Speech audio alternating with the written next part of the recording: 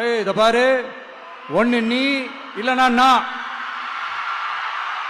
நான் இல்லனா நீ, நீ இல்லனா நான். நமக்குள்ள வேற எவனும் நடுவுல வந்துடக்கூடாது.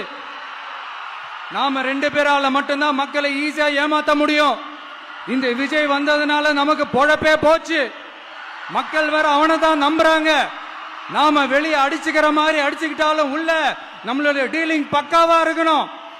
மக்களோட ஃபீலிங்ஸை பத்திலாம் நமக்கு கவலை இல்லை. நமக்கு டீலிங் தான் முக்கியம். மாத்தி மாத்தி ஆட்சிக்கு வந்துடலாம்னு நினைச்சோம், ஆனா அது நடக்காது போல் இருக்கு.